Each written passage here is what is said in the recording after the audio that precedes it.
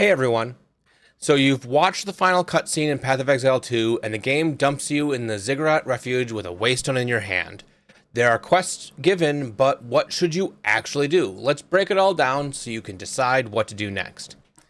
If you like playing through the campaign, you could start a new character right away, but I recommend you at least run a few maps to grab some exalts so that next character can begin with some extra cash.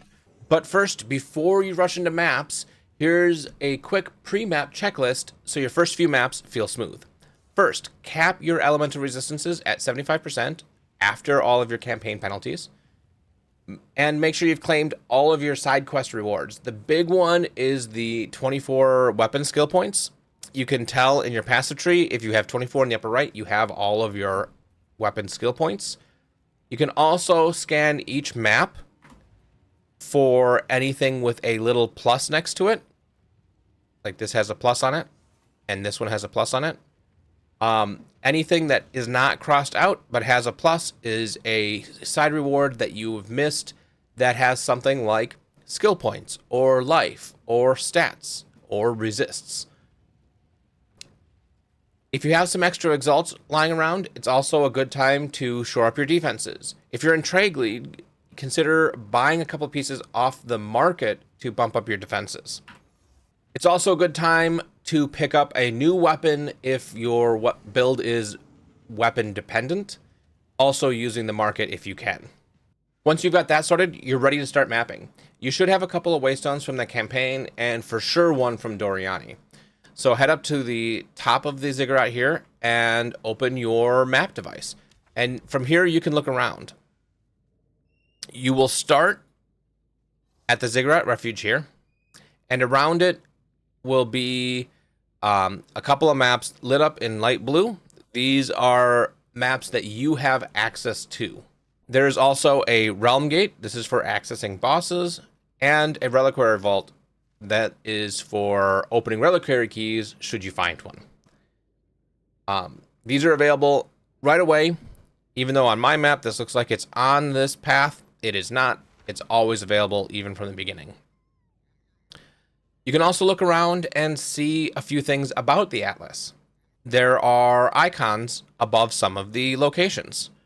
These icons might be a map boss, or Corrupted, or Delirium, Expedition, Breach, and Ritual. Each of these are a guaranteed mechanic that is on that map.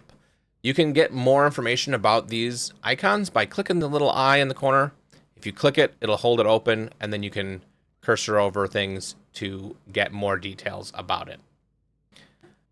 First thing you do is you pick a close map, throw in your waystone, and click Traverse. After running the map, from this point on, you no longer need to be at the Ziggurat Refuge, and you can be in your hideout and run maps. You do need to run one on each character that makes it to endgame from the map device in the Ziggurat Refuge. But after that point, you can use your hideout to run maps. To complete that first map, if it has no boss on it, the mechanic should be to defeat all the rares. So you run around the map and you kill all the rares. The rares will be marked on your mini-map, so you'll know where to go. And once all the rares have been defeated, it'll say map complete. And when you leave the map, it'll turn green like this to show that it's been completed. And any linked map will become available to run. With that, you can work your way across your atlas, trying to get to maps that you might want to run, like maps with bosses in them, or specific league mechanics. There are also unique maps that you can find. This one is the Viridian Wildwood. There are a few different kinds of unique maps. And most maps, if you fail, you lose the mechanic on the map. So if I were to run this Vol City that has a boss, if I were to run out of portals and die too many times, the map will still be available to me, but it will no longer have a boss. So that lets me get through the map to whatever's behind it. It doesn't cut me off, but I lose the boss as a possible reward. The exception is unique maps. If you fail the unique map, the map will turn red and you won't be able to run it again. And then one quick thing, because I'm gonna say it over and over again, I'm saying running a map. In Path of Exile 1, the item that drops was called a map, and you used it in the map device. In Path of Exile 2, the location is kind of the map, and you get there using a waystone item. Most players use waystone and map interchangeably. I'm going to keep calling it map because I've played so much PoE 1 that it's just ingrained in me. But no, when I say map, I usually mean waystone, but it also technically could mean the map on the atlas, but often that distinction doesn't really matter.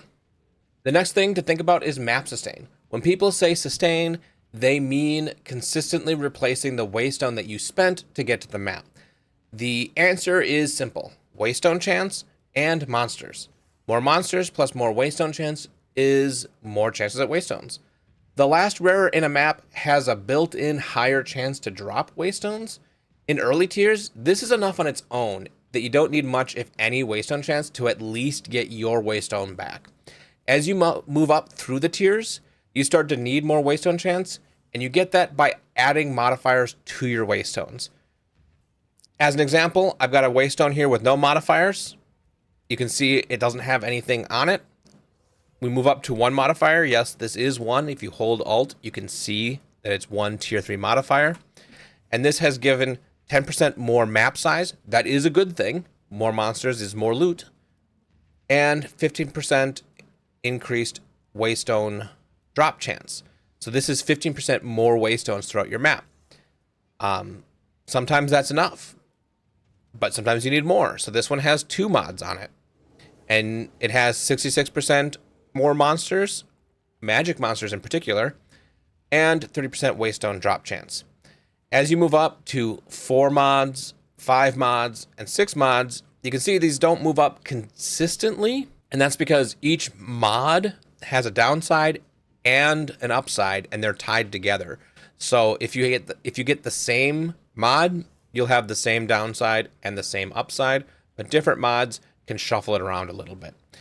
As you're working through, when you're in low tier maps, you might get by on whites.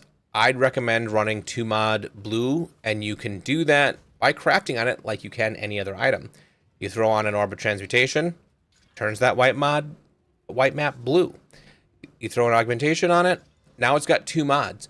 And that might be enough for early maps to be sustainable and get your waystones back, but also not be too deadly that you're not making it through the map. That's a key thing. It's far better to sustain maps and clear fast without dying than it is to make difficult maps that are more rewarding, but you end up dying and not getting all those rewards. As you increase the number of mods on a map, that also decreases the number of retries you get on a map.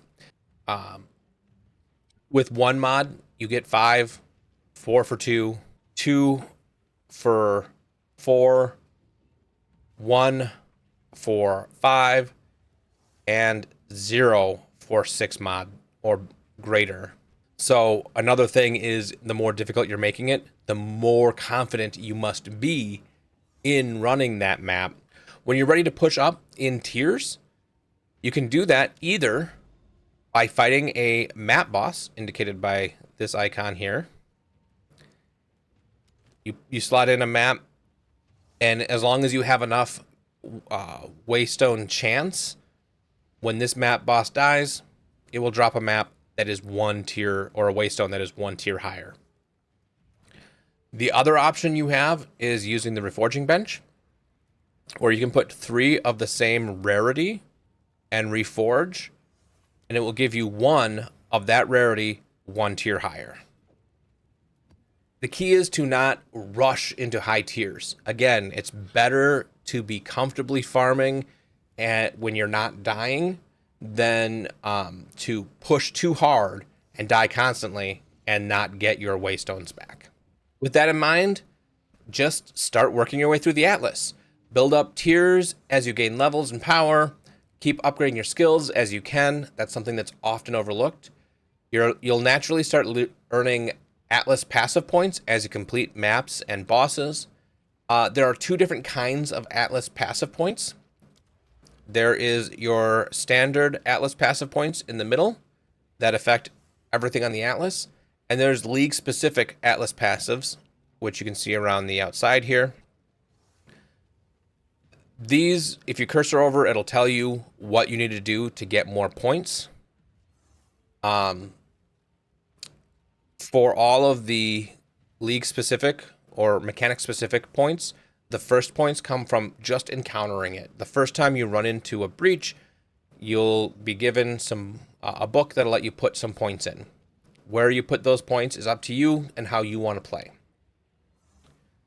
After that, to get the next 3 sets of points that you can spend in the mechanic trees, you have to beat the bosses on their normal, cruel, and merciless difficulties by spending splinters in the realm gate. And it's 50 splinters for the first tier of boss, 100 for the second tier, and 150 for the third tier. Beating each of the tiers gets you more points, and you do need to beat each tier once before you move on to the next.